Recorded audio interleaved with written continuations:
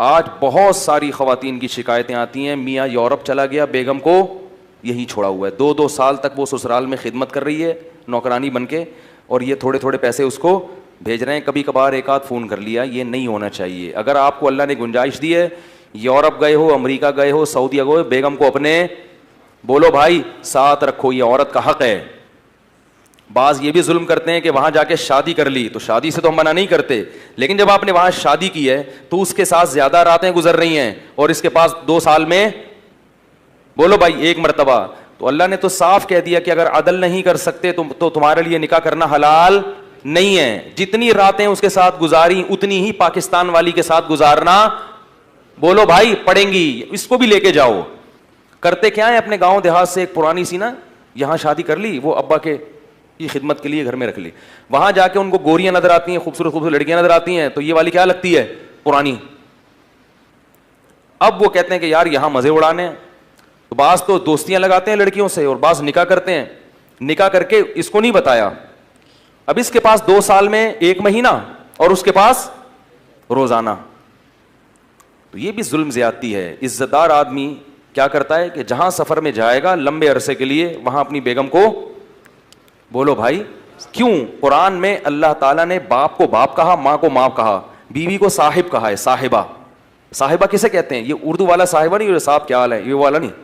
صاحب عربی میں کہتے ہیں ساتھی, جو آپ کے 24 گھنٹے وصاحبتہ واخیہ. قرآن میں آتا ہے نا قیامت کے دن انسان اپنے باپ سے بھی دور بھاگے گا, تو اس کے لیے باپ کا لفظ استعمال کیا. اپنی ماں سے بھی دور بھاگے گا, کا لفظ استعمال کیا. بھائی سے بھی دور بھاگے گا, اس کے لیے اخ کا لفظ استعمال کیا. بیوی کو فرمایا اپنے ساتھ رہنے والی سے بھی دور بھاگے گا. تعبیر ہے یا نہیں ہے بھائی؟ قرآن میں آتا ہے کہ قیامت کے دن انسان اپنے باپ سے بھی دور بھاگے گا. تو ابا کو کیا کہا؟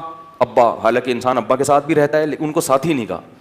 ماں سے بھی دور بھاگے گا, اور بھائی سے بھی دور بھاگے گا, اس خاندان سے بھی دور بھاگے گا جس خاندان نے اس کو ٹھکانہ دیا, اس کو بھی اللہ نے ساتھی نہیں کہا.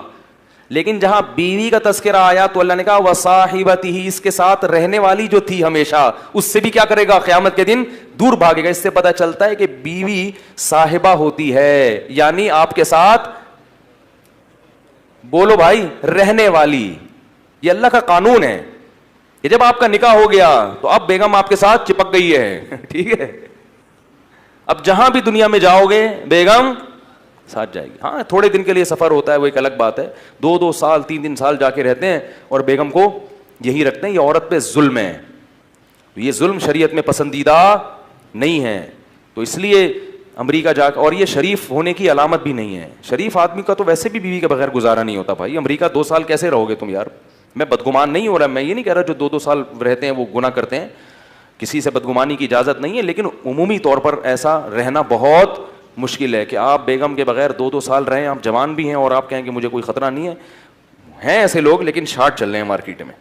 تو شریف ہونے کی بھی علامت ہے کہ آپ اپنی بیگم کو ہمیشہ اپنے سفر میں خاص طور پر اپنے ساتھ رکھیں. یہ اس کی علامت ہے کہ بندہ خاندانی ہے. کوئی غلط ایکٹیویٹیز میں مبتلا ہوتا تو بیوی کو کم از کم نہ لے کے جاتا, اس کو ٹوپی کرا دیتا. جیسے کہ لوگ عیاشی کے لیے, میں تھائی لینڈ میں تھا نا, تو وہاں میں نے لوگوں سے پوچھا کہ یہاں لوگ اپنی بیگم بچوں کے ساتھ کیوں نہیں آتے یار, اتنی زبردست خوبصورت گھومنے پھرنے کی جگہ ہیں. اس نے کہا یہاں لوگ عیاشی کے لیے آتے ہیں, بیگم کو ساتھ لے کے نہیں آتے ہیں. بیگم کو لے کر آئیں گے تو لوگ, وہ بیگم پوچھیں گے نا کہاں بھائی 3 دن سے کدھر غائب تھے. تو ہمیں یہ تعجب ہو رہا تھا کہ یار یہاں تو بچوں کو لانا چاہیے گھمانے پھرانے کے لیے, اگر اللہ نے وسائل دی, اسباب دی ہوں, تو یہ کیوں نہیں, یہ سب اکیلے کیوں گھوم رہے ہیں؟ کچھ تھے اچھے لوگ بھی, تو انہوں نے کہا کہ لوگ عیاشی کے لیے آتے ہیں.